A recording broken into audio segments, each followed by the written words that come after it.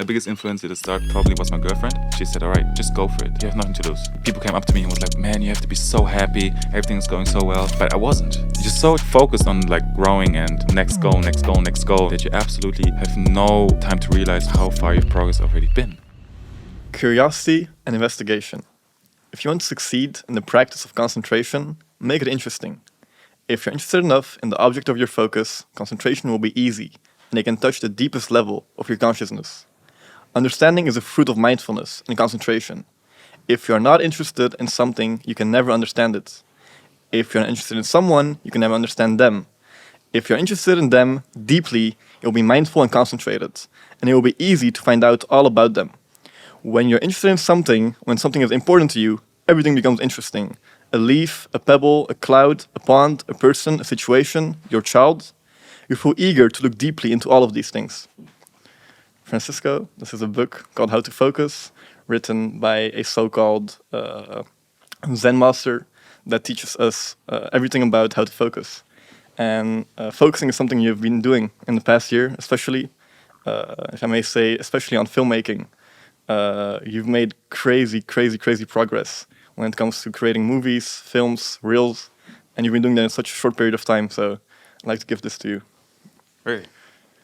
Thank you very much. It's a pleasure. It's a Thank pleasure. you very much. We have so much to talk about, so I'll get right into it. Hey guys, how's everyone doing? We're doing well. Hope you're doing well as well. And today, we're here with a brand new episode of The Success Show. Today, we're here at the State of Mind pop-up, and we're joined by Francisco.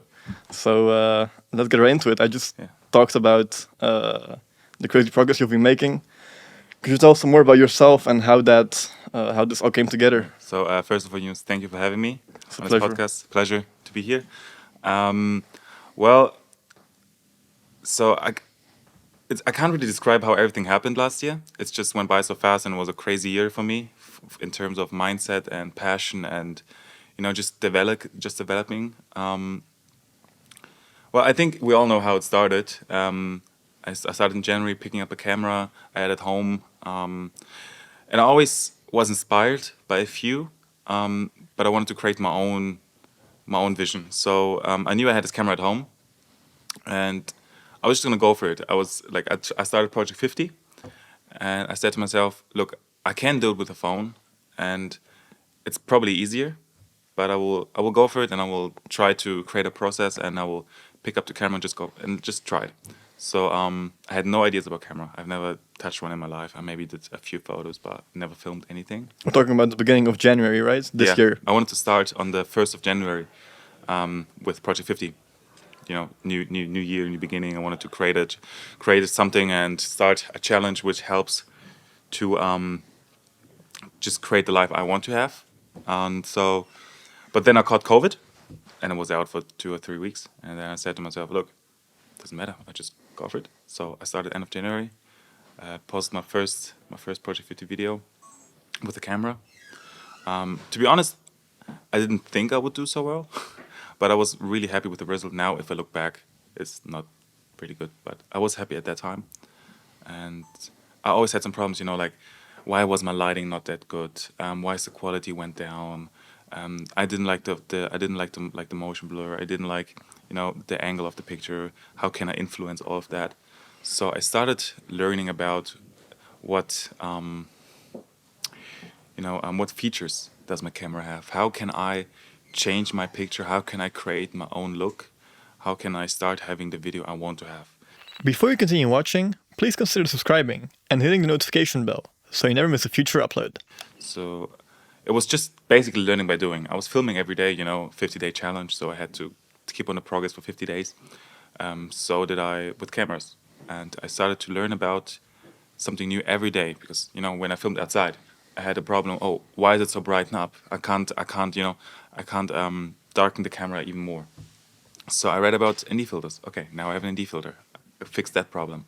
Then, okay, why, I don't like the motion blur, or I don't like the image of the picture. So, okay, so now I learned about aperture, learned about shutter speed, learned about what lenses do have what effect, so what aperture does to your image, learned all about that. Then I wasn't happy with my lighting.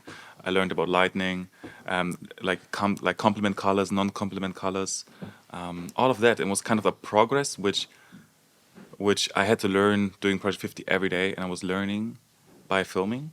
And on Project 50, most of the people who did Project 50 actually and produced like in forehand, but I just filmed and produced and edited on the same day to post it on the same day.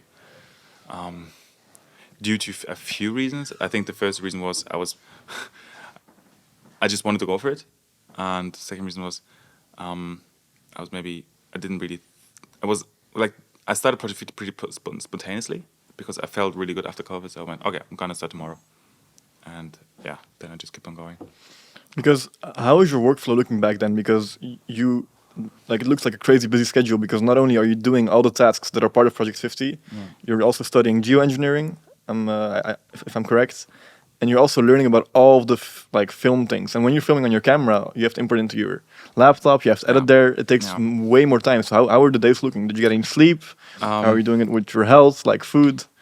So food, I had the luxury that I was still living at home back then. Okay. So my mom always cooked dinner for me, which was really helpful. In terms of studying, like I spent most of the day, like between 10 and 2 or 3 p.m.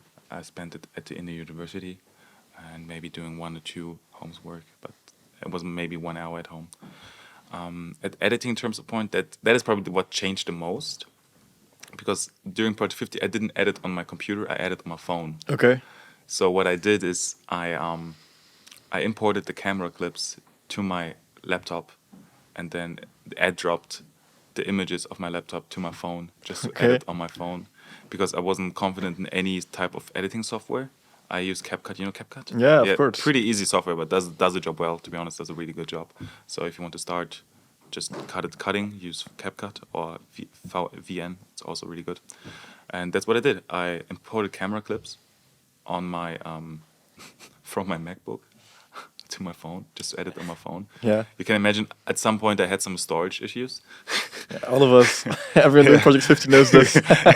So I was at some point, I think at day 30 or 40, where I imported it, exported the video, and deleted everything I had on my phone. Yeah, it just happens. It's just the way it is. Because I didn't have any external storage plates. That's something I learned. Yeah, it was really stressful if I look back now, but it was worth it. And did you have time to also finish all the tasks that are part of Project 50? Yeah, so waking up early was pretty easy at this point, because I knew I had a lot to do.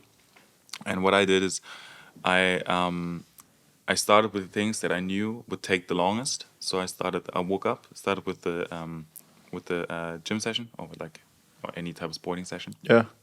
Then either I went to work or went to university, and then I came home, started reviewing footage, filming more necessary footage at home. How I study, how I cook, or whatever.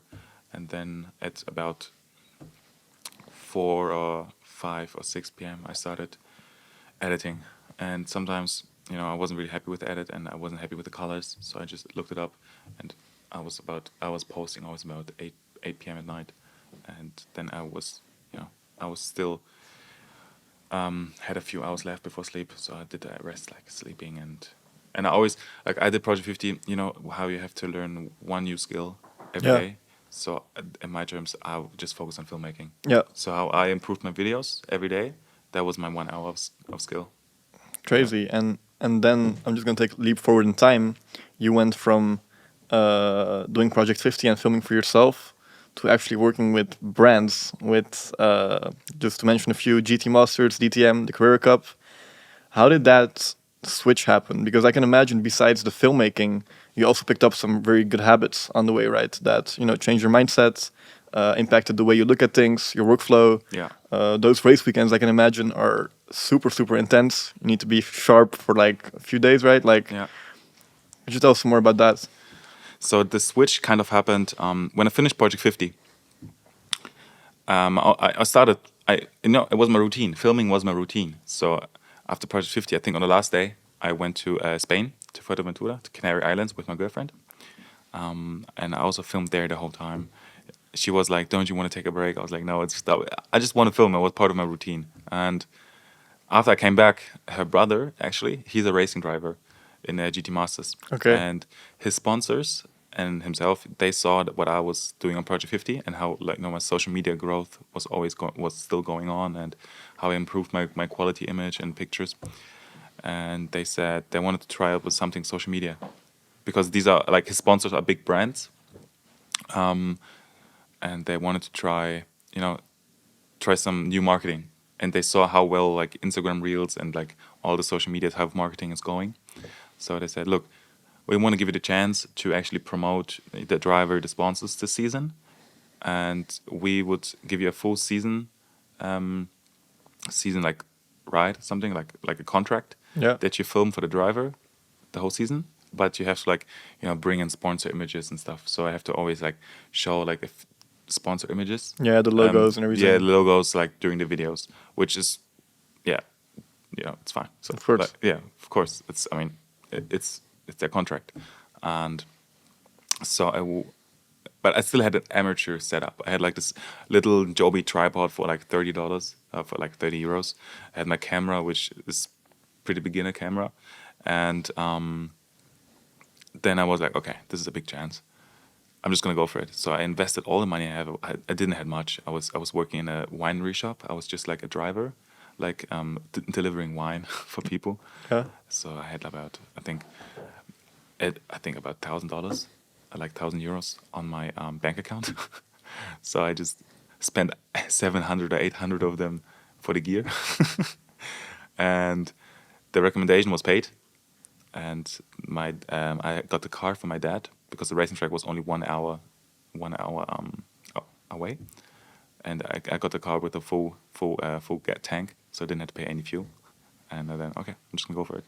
And that was the first weekend where I actually started filming racing cars. I'd never been on a racetrack before.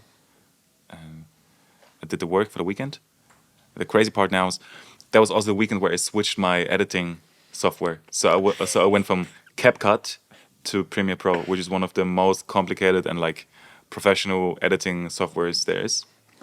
And I downloaded it, I think, 4 days in before, and I had to post. I came there on a Thursday night. Had to post the first video of the footage on Friday, Saturday, and Sunday. So I had to post 3 videos on 3 days, without knowing, like, the editing software for, I think, 4 days at max. There were some long nights. It was some long nights, some long editing, and I had to post the videos on the same day. So I was filming all the footage on Friday, and I had to export it and send it to him on Friday about 8 p.m.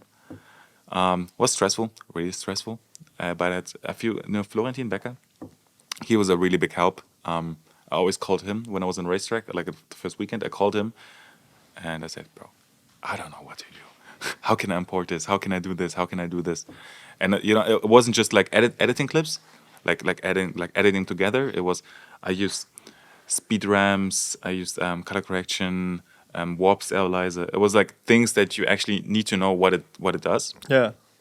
So that was pretty stressful. Not gonna lie, that was probably one of the most stressful weekends in my life, because I knew if the sponsors don't like it, then all the money's gone and the opportunity's gone.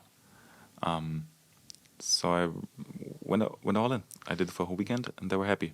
It's crazy because, if I understand correctly, you took 2 different risks. Not only did you invest all your money into gear, you also took on a very big project that you did not really have the capacity to take on. But you were like, no, I'm going to do it, because otherwise, Yeah. like, the chance will go away. Was buying all the gear and investing all your money into the gear a way to, like, artificially pressure yourself into wanting to do it a lot? Because I feel like you don't really give yourself a choice afterwards, because you're like, okay, all my money's in this, I have to make it work. Yeah. No, I knew that I did Project 50 filming with a camera every day, and I loved it. I loved every single second of Project 50. I just loved it, and loved, like, posting the videos, seeing my work.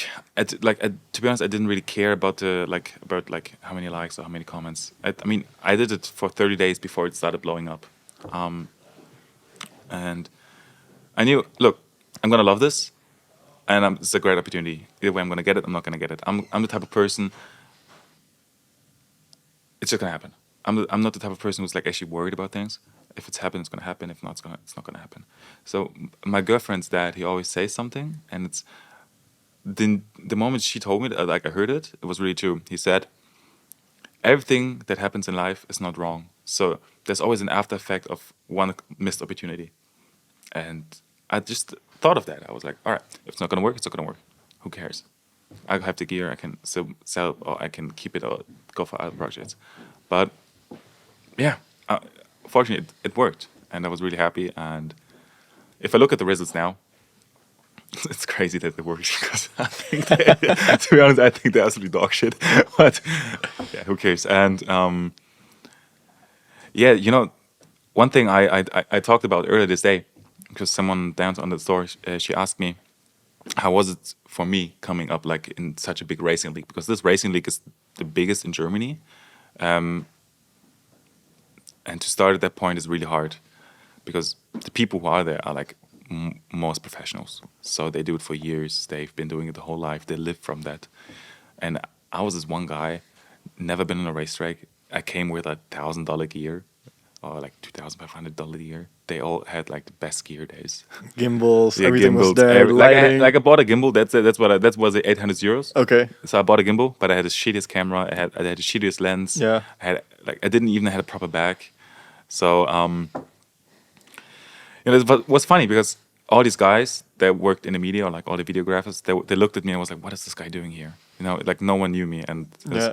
and funny thing, like I'm gonna just go forward a little bit. Please. On the last race weekend, about 1 month ago, my gear looked different. You know how, because things are going well, and actually 3 or 4 guys came to me and it was like, "Dude, we love your content. We love what you do. It's so crazy that you're here." It's like, it was just unimaginable, because I was at this point where everyone looked at me like, "What is this guy doing here? He doesn't even have any, like, not the best camera. He doesn't do anything." To the point where people actually came up to me and like admiring my work, complimenting me for my work and what I'm doing. That was a crazy switch, because I've never realized how much progress I was doing until this point. Because I was always, there was always another race weekend, another client, another point where I had to perform, and I never really took the time to realize how much I have made progress. You were always doing. You Yeah. didn't have time to reflect on. Yeah. Yeah. And I always knew there was more work coming. And this was a kind of, after this weekend, I kind of was in a flash. Like, people who worked there for years are coming up to me, like to this guy who just started a few months ago, and like saying, "Bro, we love your work, we love the content, your images are crazy, your visuals are crazy." I was like, "Yo, this is real." I don't even know what I'm doing. Like, this is insane. And yeah, insane moment. Because when you were younger, did you always know you wanted to become a videographer or someone that works in the media industry, or did you have completely other dreams? Because you're studying something that has nothing to do with this, right? I know. Yeah, no, it was. I was always when I was young, between 14 and like 18, I wanted to become a rugby player, because I still play rugby. Yeah. So I wanted to become a rugby player, but unfortunately that hasn't worked out. And I was kind of like between 18 and I think 20 or 21. I mean, that was last year. I was kind of trapped into a lost zone. I didn't know what to do with my life, because I was just, studying, and the life that everyone in our age has, probably, or the most people have. They're just going to university because they had to study something to be successful, and I was just kind of lost. And I was always influenced by people like Jay Alvarez or something. I always watched the videos, or like David Dobrik, or there's one guy. He's not really famous, but it's called Shibi Size. He also does some. I was always influenced by like some travel videos or some really good live visuals. Lifestyle was always the thing for me that inspired me. Yeah. So I was influenced by them, but it was not planned to be, to be a filmmaker. And you quickly mentioned your surroundings, right? You mentioned Florian. You mentioned your girlfriend's dad. Those people all contributed to you becoming in what you are now. Could you talk a little bit about the importance of having the right circle? I can imagine that Project 50 has also helped with that, because we're sitting here in the State of Mind pop-up. We have crazy people downstairs, people that have done triathlons, people that have done half marathons, like everything. Yeah. So I was definitely influenced by a lot of people, but I have a close circle. So I'm talking about a handful of people. My biggest influence at the start probably was my girlfriend, because as I said, I was kind of lost in this zone. I was studying, but I didn't really enjoy it. I was working for a driver for like a winery shop, like getting I think the lowest pay rate there is. I mean it's normal for our age, but it was not really what I wanted to do. I always knew that, and she has a really strong mindset, and she said, "Look, you have fun like doing videos. Just there's this guy, Nico and Ben. Look at these guys. Just start Project 50. Maybe you will like it. Maybe you won't." I was like, I don't know. Should I do it? Should I start posting? What if people think of me? That's weird. All that typical type. And yeah, she probably had the biggest influence at the start. She said, "All right, just go for it. You have nothing to lose." I'm actually going to quote something that you wrote with regards to her. "Thank you for seeing my potential before I even saw it myself. 1 year ago, I was a boy without a vision and a plan. Your contagious mindset showed me that I'm capable to achieve anything I want and to aim for things beyond my own imagination, pushing me to do more in every aspect of the day, but also giving me a safe space to have a clear vision." Like, first of all, I think you're a great boyfriend, if I read this like this. Thank you. Yeah, could you tell me some more about the relation you have with her and how that has impacted you? Because I can also imagine that when you're doing so much, it is super hard to maintain a relationship because you're not home often. You're either studying or you're filming or you're gone for the weekend. How is that dynamic? Well, there's another tricky point. We have a long distance relationship. Okay. So she lives in Munich, I live in Berlin, but I spent a lot of time like in last year with her. Now it's a bit more tricky, but we still see each other like every second week or so. So it's really good. We try to keep up. That's I have one or two like consistencies like in my life. She's definitely one of it. So I have to see her once a month at least, just to keep that just that energy. Otherwise, you get trapped into like that zone of just working and working and working. You have to have some safe space, and she definitely is my safe space. And yeah, as I said, she was the one who like encouraged me to start Project 50, to start changing my life, because she knew I could do more than I'm doing right now. And she has it probably from a family. She comes from a very strong mindset family. I mean, her brother is a racing driver, which is a huge success if you're not from like. I mean, if you look at the racing driver history, look at the Formula One drivers. Max Verstappen. I mean, I'm a huge fan of Max Verstappen, but his family is super rich. Lennon Norris, his dad is the second richest man in Wales. Charles Leclerc lives in Monaco on a yacht. I mean, if you see on the history of those drivers, they all have really like wealthy families. Yeah. And he's not coming from a poor family, but to make it in a big racing league, you have to have a lot of money to actually make it. And he made it without parents' money. He like through sponsors and like successing and and I think to do that you have to have a strong mindset and a really hard work effort. And she kind of reflected on me. So she told me, "Look, you can do much more than you do right now. You're like way below your league." And I was like, "All right, maybe you're right." So I started Project 50, and that was kind of what all this, like how all this started. And also, on my first day on Project 50, Ben texted me, or I texted Ben. Like, funny thing is, we texted each other on the same day, but without knowing. He texted me on Telegram, and I texted him on Instagram. Okay. So, and then because he's living in Potsdam, I live in Berlin. It's like a half an hour away. So we met up on my first day on Project 50. Did you know each other before that? Pardon? Did you know each other before that? You and Ben and Nico, like, were you already friends or? No, I didn't know Ben. Crazy. So I was just texting him. I was like, "Yo, look, bro, I saw you in the Project 50 group. I saw you the only one from Berlin. Do you want to meet up?" And he was like, "Yeah, sure." Funny thing is, at this point, I didn't know it was his brand. I didn't know it was his brand because how Nico is like at this point was more type of like the representative and the visual guy. So I always thought it was Nico's brand. Yeah. So when I met up with him, I found out it was his brand. I was like, "Oh, okay." Then we talked, and he was like, "Look, I think you're doing great. You wanted to start with the camera. Just pursue it. Just follow it. First video's looking great." So he was like, "Yeah, just go for it. If you really push through, I'm sure you will go far." I was like, "Yeah, you're right." And then this was kind of also where the friendship between me and Ben happened, because we met up during Project 50, going to the gym, talking. He gave me a lot of tips and stuff. Now Ben is one of my best friends, and I'm supporting him in every way. I came here to Vienna. I helped all Thursday night. Came yesterday here at 6 a.m. Like building all the store, spending here the whole day.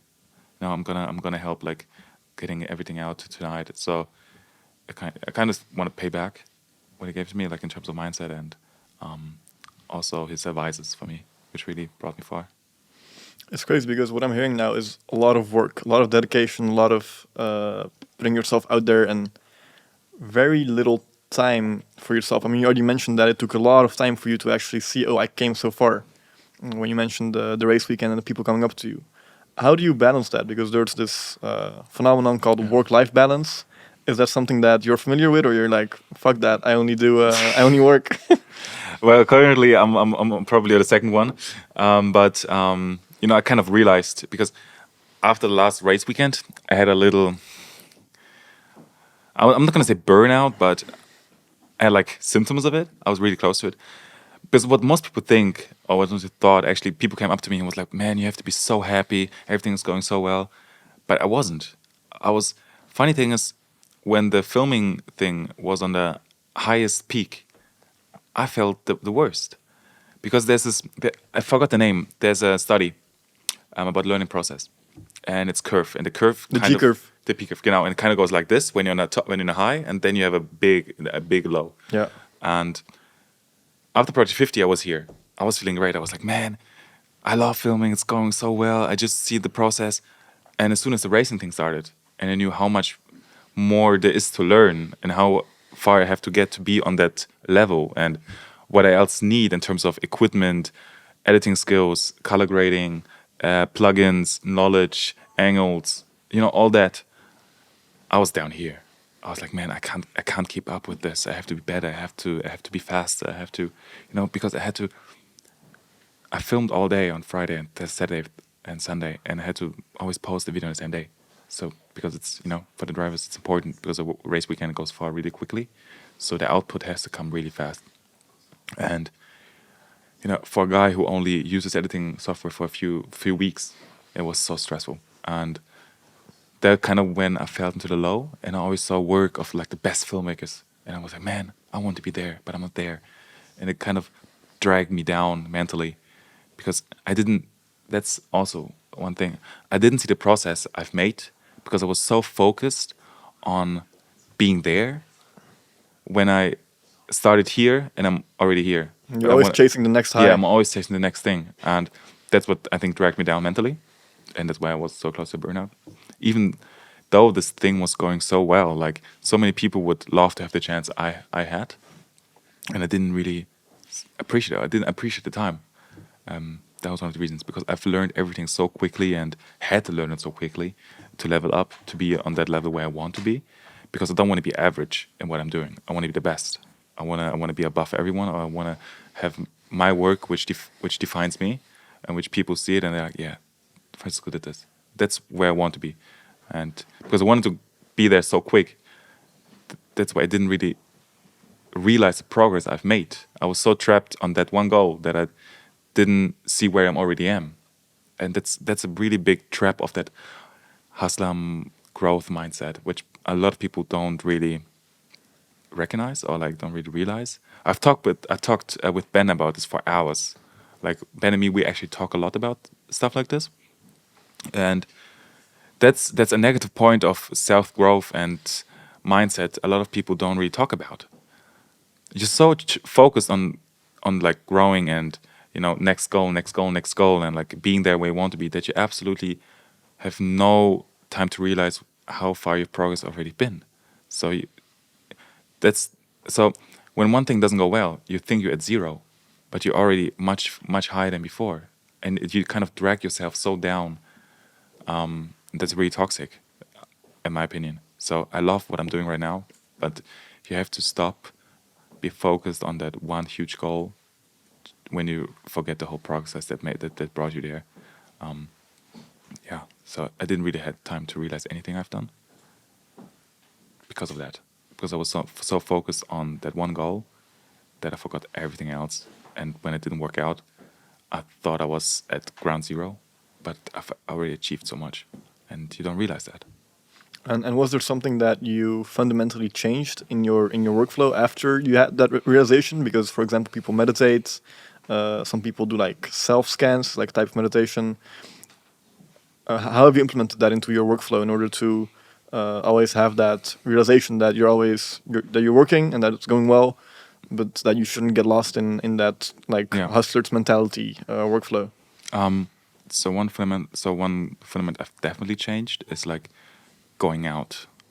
I don't go out anymore. Like I meet up with friends, like Ben, but when we meet, like we go to gym or we go running or we talk about stuff or maybe like go for a coffee or something. But I don't go to bars anymore. I don't go to clubs anymore.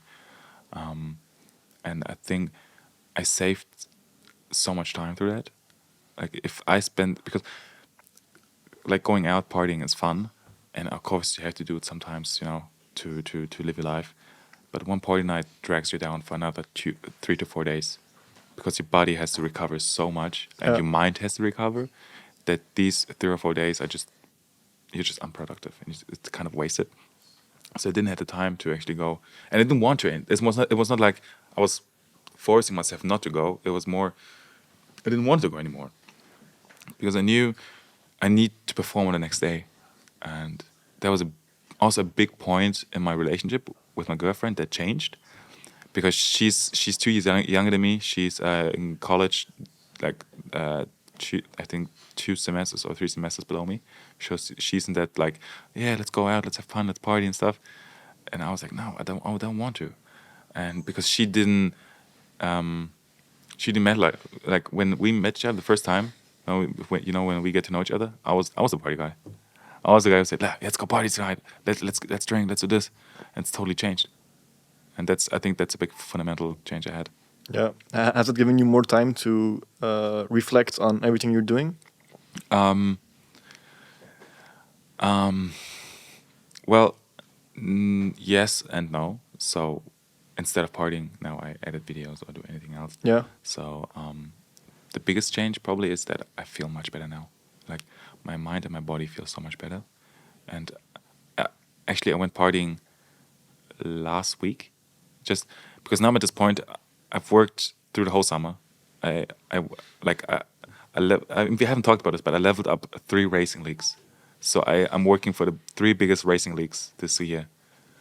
And as I said, I just started. So GT Masters is like the biggest German racing league. Carrera Cup is the biggest Porsche racing league, and DTM is the biggest international car GT racing league there is.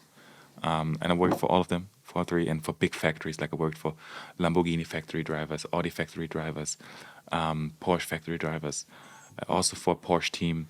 So big brands and also names in this industry. So that shows how much time I've spent like learning all the skills I had right now.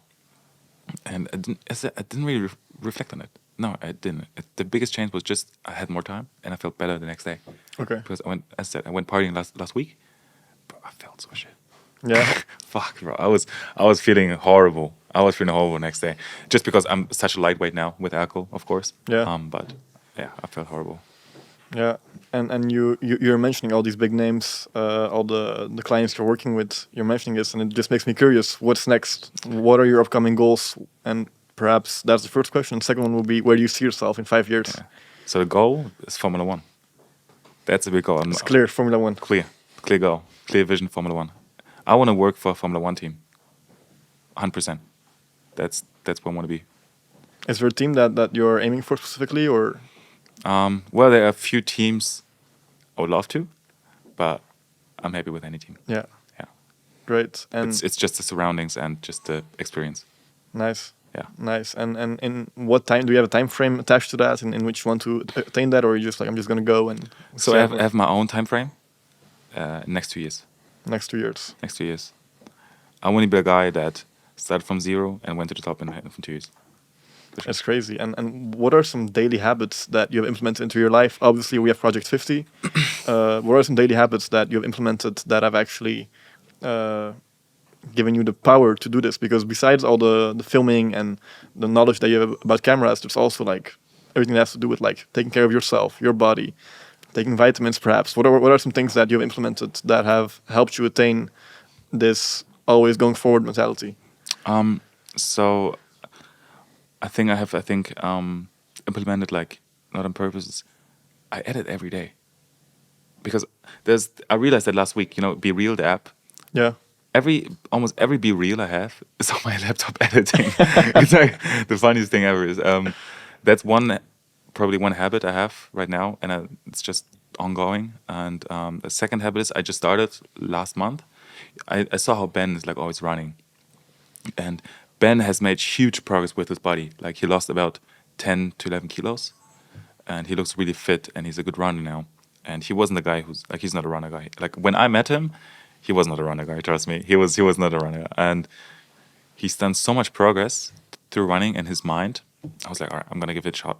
And then last month, 1 month ago, I'm not a runner as well.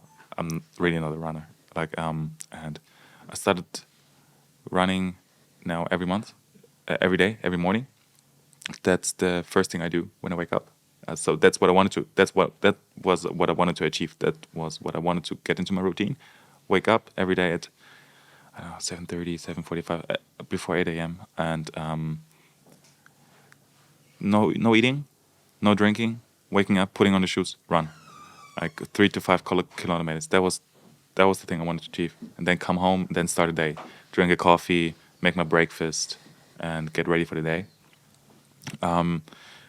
And I now see the progress, because when I started running, I couldn't run 3 kilometers without like pains and cramps and stuff. Now, like, I have with Ben and like friends, I've run like 10 kilometers and good times. Like, I was 5:10 on like 5:10 pace. So really good times in 1 month. So I started doing this every day.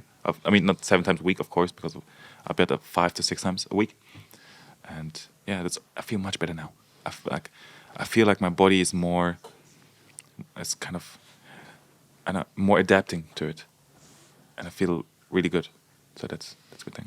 Have you experienced that runner's high that a lot of people talk about? Like, when they run for a little bit and afterwards you get like like almost like a meditation state? Yeah, but I've only experienced it in the last 2 weeks, because 3 weeks ago I ran my first 10 kilometers, and when I started running, I said I told you, I couldn't even run 3 kilometers, and I told Ben, and Ben wanted to run with me.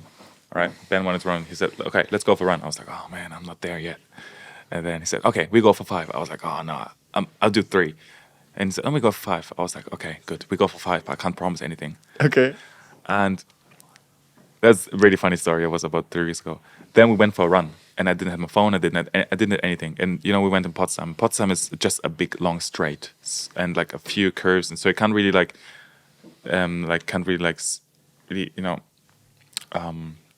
you don't really can. Fuck, I forgot the word. Yeah. You can't really what was the word? Fuck. Shit.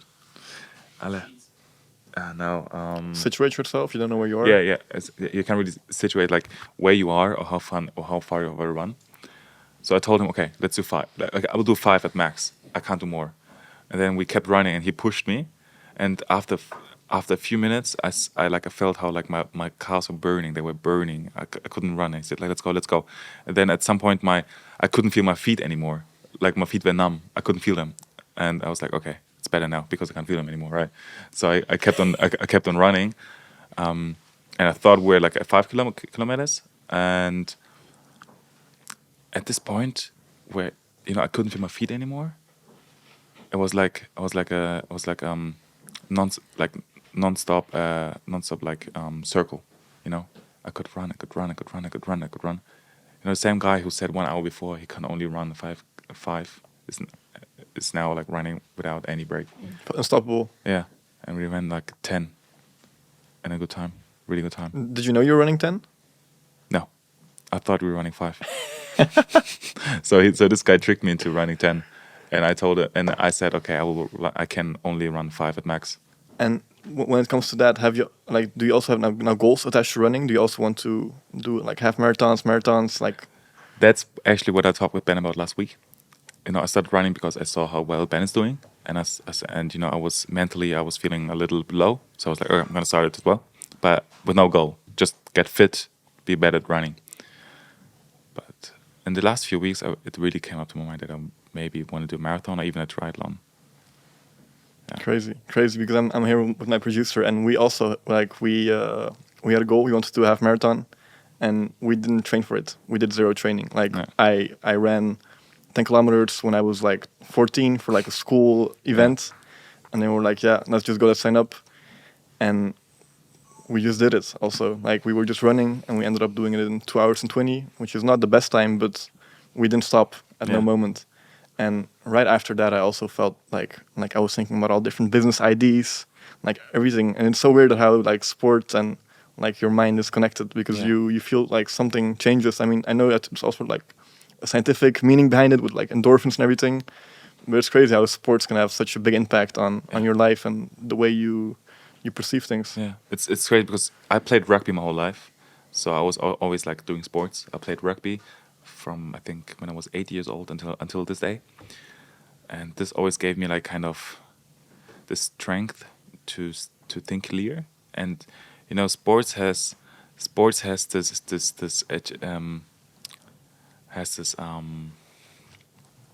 Ability. Yeah, sports has this ability to kind of drag you into this hole. So when you do sports, you kind of get passionate about it. You get kind of obsessed with it, obsessed with the progress of your body, obsessed with the progress that you've made. And rugby was the first time when I realized that, because when I was, I think, 13, 14, the guys on my team, they didn't want to play anymore, and I still wanted to play. So I trained with the men's team with 14, and rugby is a contact sport. Yeah. And I trained with them when I was 14. How old was the men's team? About between 23 and 31. There was a big range. I was 14, little guy. I mean, I'm not the biggest guy. I was always the more athletic guy, but I knew I wanted to go for it. And I was thinking about playing rugby every day, and that dedicated my whole lifestyle. So that was the first time I realized how much of an impact sports has to your mind. And I was always the creative guy. I was always the guy who wanted to do something else than everyone else did. So. Crazy, bro. And yeah, it's crazy. I'm just listening to this, I think me and other people that are in the room right now, it's super inspiring.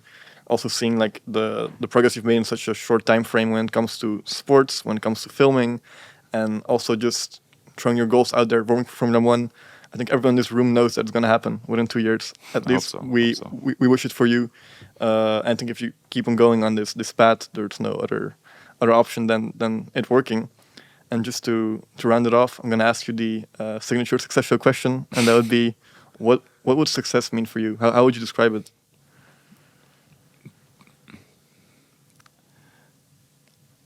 Just being free, without not depending on anyone, just doing what I want to do every day, without holding back for anyone else.